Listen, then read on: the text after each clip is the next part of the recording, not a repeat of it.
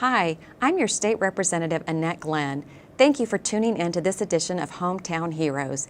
Each episode of Hometown Heroes will feature community leaders, local nonprofits, and others who make a significant positive impact in the 98th District. The place we call home has so much to be proud of. I hope you enjoy learning from our hometown heroes. As always, if you ever have any questions or concerns, please do not hesitate to contact my office. Enjoy the show.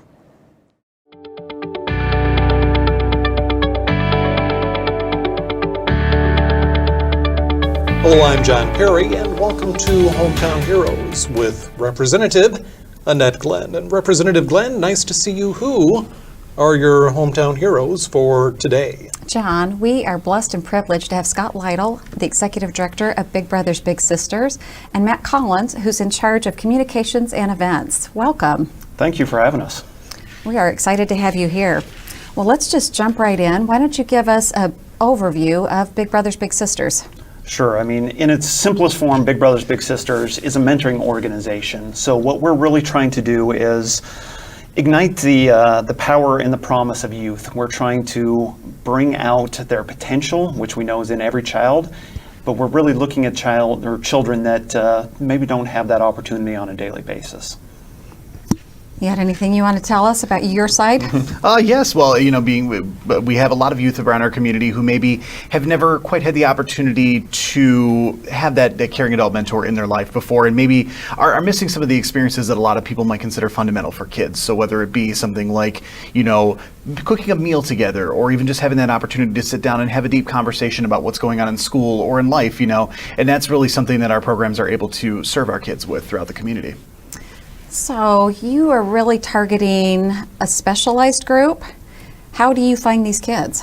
So for us, it's community awareness for sure, but it's also reaching out to different organizations throughout the nonprofit world, schools, churches, and we really focus on helping kids that are facing challenges. A lot of times those kids are single-parent households living in poverty or the Alice threshold. And it's, again, like Matt said, is providing them that positive adult role model to help guide them, help mentor them, be a resource for them that they may not have on a daily basis. So regionally, do you guys deal mostly with the city of Midland, the county? What's your reach? We are a unique organization that we're definitely regional, the Great Lakes Bay region. So we serve Midland, Saginaw Bay, and Isabella counties. So we have a wide footprint, and we have 12 staff members, 7 dedicated match coordinators to work those areas and to make and maintain those matches. So I know where the office is in Midland. Do you have offices in the other locations as well? Absolutely. We have an office in each of the counties that we serve. We want to make sure that we're in those counties, as they're all very different, and the populations that we serve need to be able to come to the office in their location and not have to travel to Midland. Perfect. So you mentioned the Alice population. Let's talk about that a little bit. Sure. For those that don't know, Alice is not technically in that poverty threshold. They are above what the government says poverty is, but they're really living one paycheck above that level. So anything that could go wrong, car breakdown, house issue, anything like that, they're really one paycheck away from that poverty level. So it's another area that we really focus on besides just the kids that are living in poverty. And I know you're looking, as you mentioned earlier, on potential. So when a child comes to you, how do you make an assessment on what's the best fit, and how can we serve you, and how do we help you reach your potential? What makes us different from a lot of other mentoring organizations is the fact that we do look at it on a person-to-person basis. So we do have a wait list, and part of the reason for that is not only because we need more mentors, but also because we want to make sure we're putting kids with the right mentor. So we're not just going to take one child and one adult in the community, put them together, and expect to have a positive outcome. We want to make sure that there are similar interests, that there are similar values there, and that we are, through all of it, making child safety our number one priority. So if we have a child who's super into theater or something like that, we're probably not going to match them with a big whose biggest hobbies are baseball and fishing, something like that. We want to make sure that it's going to be a good fit so we can reach that minimum 1-year goal of match length. And by doing that, we've seen some matches who have lasted 20, 30, 40. I even talked to a pair the other day, actually. They had been matched they were matched when they were younger, and they've still been friends 50 years later. I've got a friend, she raised 4 girls, and when the 3 oldest left, she wanted somebody else in her daughter's life. So they signed up for Big Brothers Big Sisters, and I think all through junior high, all through high school. She's since married and left the area, but I know every time she comes back to Midland, they are still in touch with this girl that's become a part of their family. Yeah, it's truly, you mentioned that, that's an absolute thing. Like these are people who are getting invited to family Thanksgivings, to Christmas functions, and maybe they're going up north for the weekend. They're going to take their little with them at a certain point in time because they've developed that true bond. They really are like family, and that's always wonderful to hear stories like that. Those success stories have to be very gratifying, both in the short term and the long term. Absolutely. I mean, that's what makes our job so much fun, is to hear these past stories. And one of the unique things that I have found is, you're doing this for the littles, but you talk to the bigs. It's a win-win. And you're changing their lives just as much as you're changing the littles. So it just really gets you on both sides. I love organizations where it's a win-win for everybody. Exactly. Perfect. All right. So somebody calls you up from a school, or a teacher refers. What happens next? We go through a long process. So our process to make a match really takes about 25 hours. Wow. So we do interviews with the little to find out, like Matt said, sort of their interests, their hobbies, what they're looking for. We interview the parent to find out what the parent's looking for in that relationship, what the kid is interested in, what challenges they're facing from the kid's side of things. Then we also interview the bigs, or the mentors, the volunteers, and go through that. We do full background checks on the mentors and multi-layered background checks. And one of the great things is it's not just the one place they live, but it's the previous 5. Matt said safety is important. It's our number one priority. We go and do home visits for both the bigs and the littles to make sure, as they're out in the community making those connections, that they feel safe in each location. And then it goes through, matching those kids, pairing them up, having the meeting, introducing them to each other, and getting that match on the right foot. So if you get a wonderful mentor, a big, and you get a wonderful little, but you just don't have the quite match, what do you do with those people in the meantime?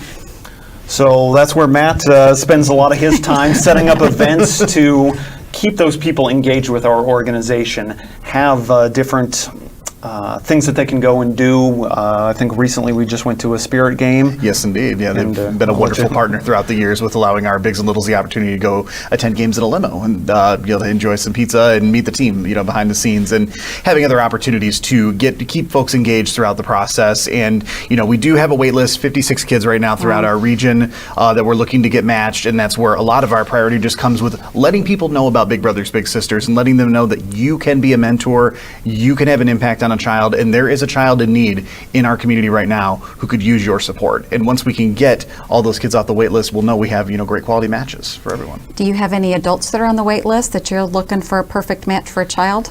Little? At this time, I don't believe we have any adults on the wait list, but we are right in the middle of a large recruitment campaign, so I anticipate we're going to have plenty of adults looking for littles pretty soon, because we've seen quite a few new match inquiries come in the last few weeks. Okay, so besides spirit games, what else?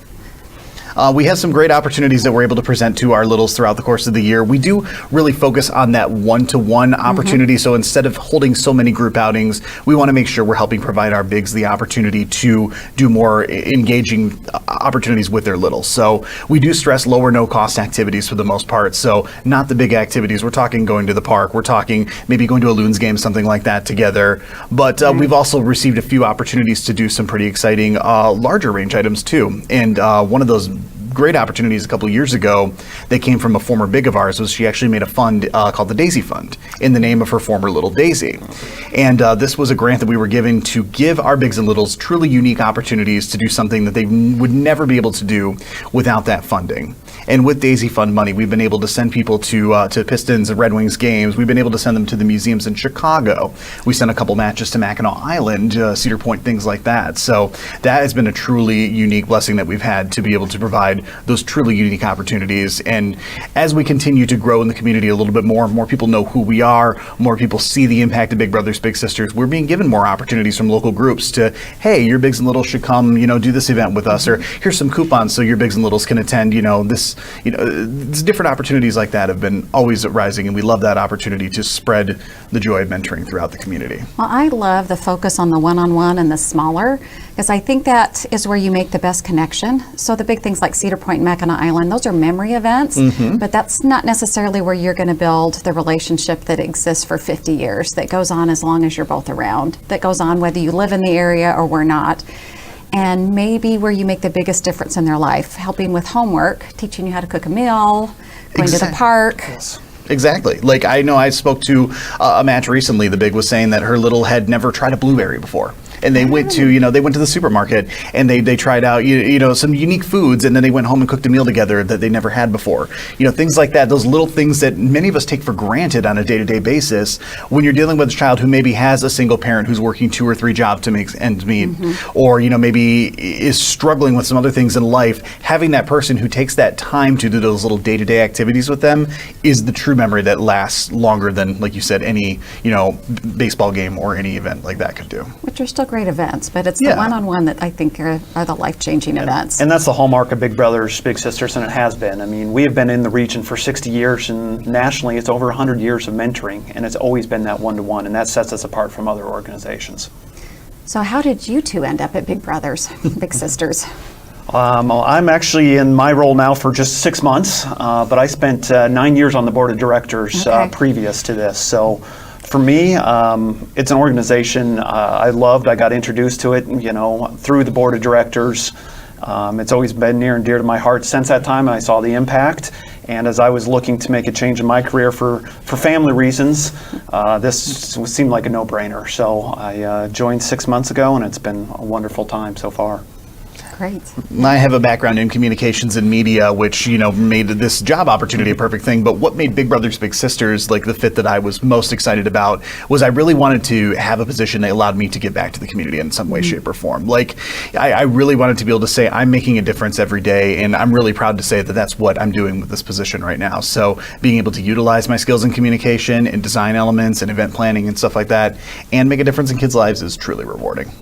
Well, and if you make it a difference early, then it just changes the trajectory for the rest of their lives. And that's something that we try to educate people about. These changes that we're making today are not just about today. It's about today, tomorrow, and the future. And it's not just about one kid. It's about the community. You change, that one kid, and it's going to affect the community. You change 5, that's going to be a bigger impact. 10, 15, you just add that up. And for years into the future, too, I would think. Absolutely. And then a lot of what we're doing is preventative. We measure some of our outcomes, but a lot of what we measure or what we do can't be measured.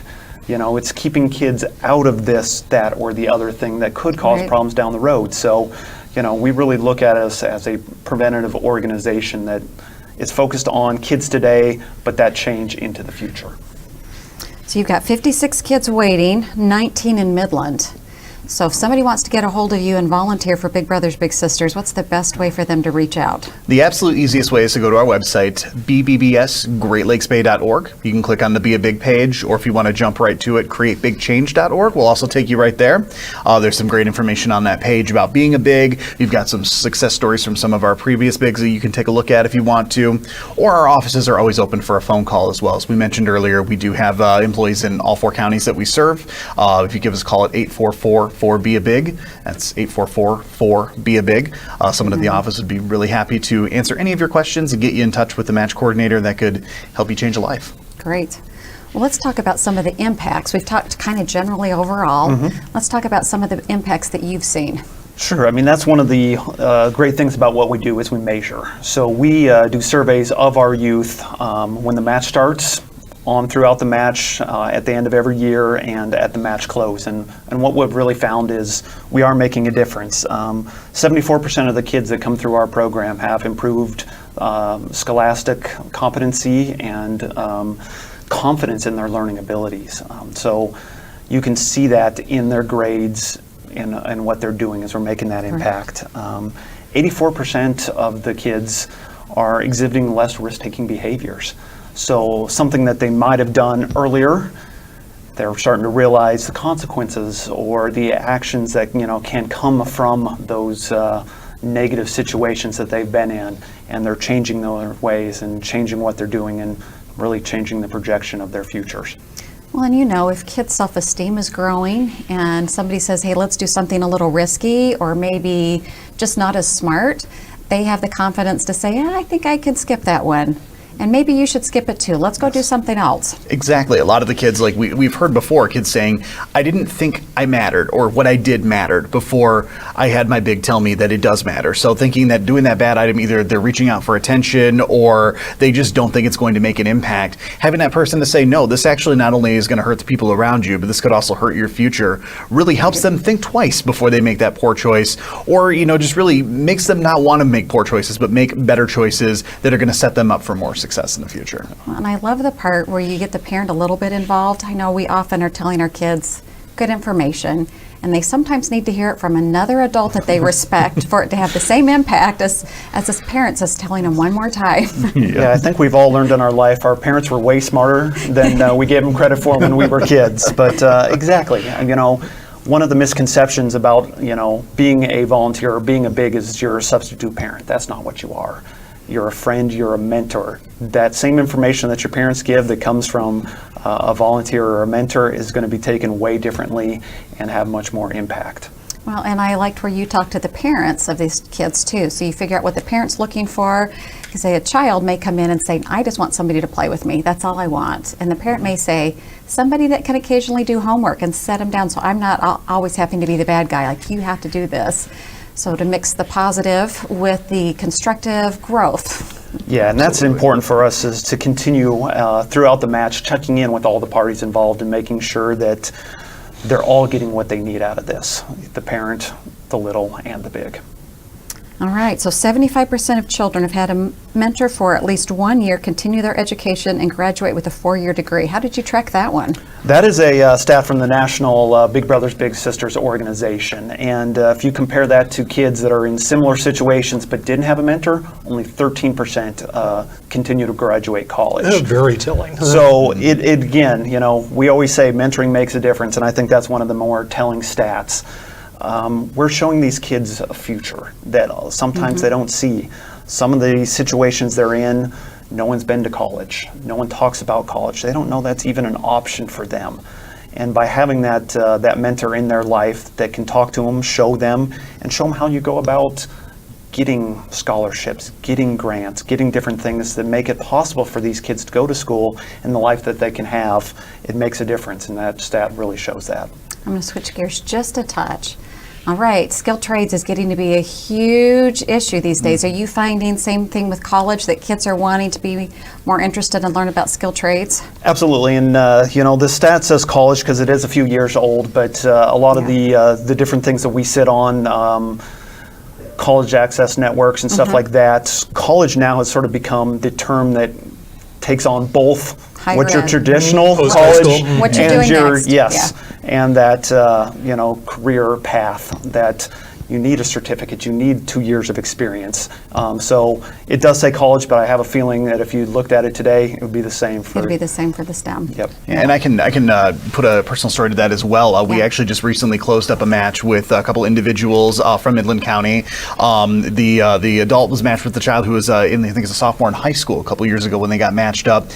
Child had interest in aviation and engineering and opportunities like that, but was a little shy, didn't really know how to go about doing it. And his big was a welder. And throughout the time that they were together, his big actually helped him learn about welding. And while he's now graduating high school here in December, as he's getting ready to think about postgraduate and stuff, he's interested in going to college for engineering, but in the meantime, he's going to be a welder because his big straight up told him, like, if you're a welder, you're always going to have an opportunity for a job, you're always going to be able to afford to live a comfortable life, and you can live just about anywhere you want to in the world. So we've seen that a lot of our bigs have taken that love of the skill trades and shown the kids in our programs that maybe if college, official 4-year college or 2-year college isn't the right fit for you, there are other well-paying, successful options that are out there. I'm starting to call them gold collar jobs because they are such a need and a blessing for the kids and the parents as well. Absolutely. But familiar with a couple of kids that have decided, same thing, maybe engineering, but they're going to pay their way through college by welding. Yes. And I'm curious, as they continue to progress, whether they'll continue on that or if they're just going to fall in and decide that this is our permanent career path. But all good options. It's good to have All that good flexibility. Great, good options. All right, so I know you like a year commitment, but I'm curious, how young do you take kids and how late? A sophomore in high school? And how young would you start? So our age range is really program runs 6 to 18, but Okay. after age 12 we don't no longer enroll kids. So those older matches have been with their bigs for a longer period of time. So our average match length is about 28 months. We do ask for that year commitment. That has sort of been the standard from Big Brothers Big Sisters nationally. That's really been shown to be that point where you're really making that difference. So we do ask for a year, but they often go on a lot longer than that. So what are you asking for within that year? It depends about the program that they're in. So we really have 3 different programs. We have our community base, which would be your more traditional match where one big, one little, meeting outside of schools in the community, at the homes, at the parks, going to different things that we ask for them to meet 2 to 3 times a month is all. So it's not a huge commitment. And I think that's one of the misconceptions, again, is it's all this time. It's not. It's 2 to 3 times a month. That's all we're asking from them. We do also have site-based programs. So our school programs, we have Teaming Up with Youth, which is a high school kid working with elementary students. Wow. And that happens right in the school. So the high school kids go to the elementary school. At the end of the day, they spend an hour to an hour and a half with them once a week. And again, that same idea, helping them with homework, being a listening ear, being someone that's closer to their age that knows some of the challenges that they go through on a daily basis. And I imagine that's going to be an impact both on the mentor, the big in this case, and the little, Yes. to maybe some of them have never had that leadership role, and to be responsible for mentoring somebody, that's pretty powerful. It is. I mean, it's a challenge for that high school kid, but it's also a great learning experience and builds their confidence. And you again see the double win on that, and it's wonderful. And then I imagine there's some kind of continuing mentorship for these high school kids that are mentoring as they come in and they say, hey, maybe this one didn't go quite as well. What are some tips to make it more successful next time we get together? Yeah, so I mean, we do have staff on site at all the schools to work with them and be there and to answer questions and help guide. And again, that same idea is, oh, hey, I heard this going on, maybe next time go this direction. Or they come to them afterwards and says, hey, my little's facing this situation, I don't know how to handle that. No problem, let's help you. Let me give you resources, let me also step in, and together we can work through this with that person. Perfect. That immediate feedback is where you make the quickest changes. Absolutely. I mean, again, these are high school students. They still are learning a lot on their own, so we need to make sure that we have trained support there on site that can help them in that situation. So that's a year-long too? Is that like a once a week? Once a week through the school year. Okay. Yep. So, and again, some of those matches continue. I mean, they start, in first, second, third grade.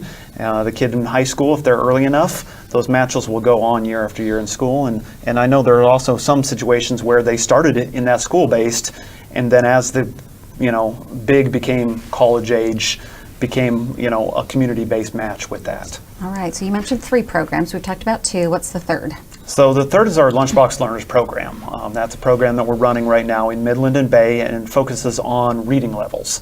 We'll know all important that's a third shame. grade reading laws Yes. and everything that goes along with that. And so we have a program that focuses on kids that are behind in their reading levels. They come in once a week on their lunch hour and work with adults. They get that extra time one-on-one again that helps them build that confidence, give them extra skills, extra time, and really focus on bringing them up to that level that they need to be at so their education doesn't suffer. And the impact there could be huge as well. Absolutely. This is a newer program, but we know that 84% of the kids that are going through this program feel more confident and their reading abilities increase. The schools have such difficult jobs in a lot to the balance. classroom of taking care of 20s to 30 kids at a time, and they do wonderful jobs, but sometimes that extra help, that one-on-one that they can provide on top of what they're already doing in the classroom makes that difference. And some of these kids, unfortunately, don't have that opportunity at home with their parents. Those parents are working multiple jobs and stuff, so they're not able to get that extra reading at home, so that extra reading there at school makes a difference. It builds their confidence, it builds their love of reading. And I think that's the big key in a lot of these situations is they come into it not wanting to read. They're looking at it as this isn't fun. But now all of a sudden we have this mentor, we have this person that I have a relationship. I look forward to that person coming in.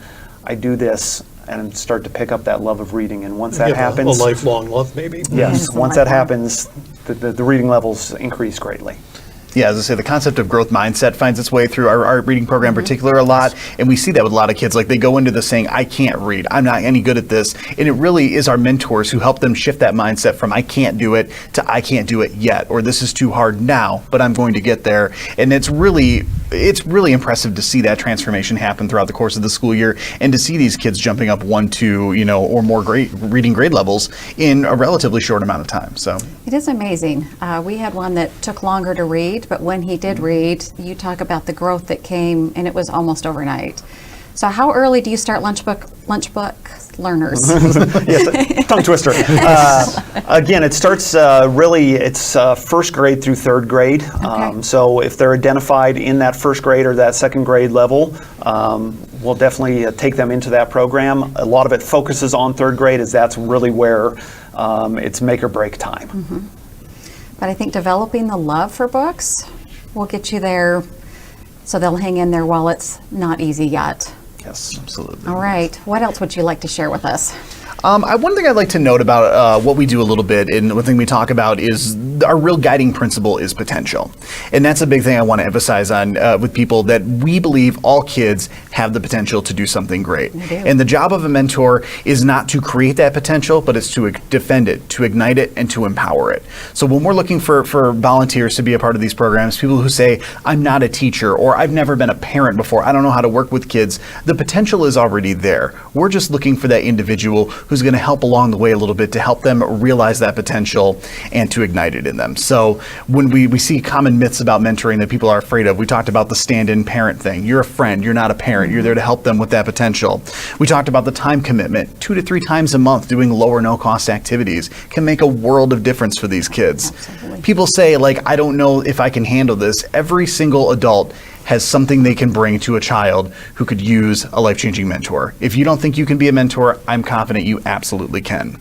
And if you don't know what to do with your littles, we have those wonderful match coordinators on our staff who can help you along the way. They're going to be there to answer your questions, to help you along with challenges, and really make sure that that match is not only rewarding for the child, but for the adults in the program as well. I think that's really important to notice, is that it's not we just make a match and we send you out and we're done. We're not hands off. We are there. We're making contact with those matches monthly basis, quarterly basis, and making sure that each side has what they need. So as a volunteer, you will get support from us.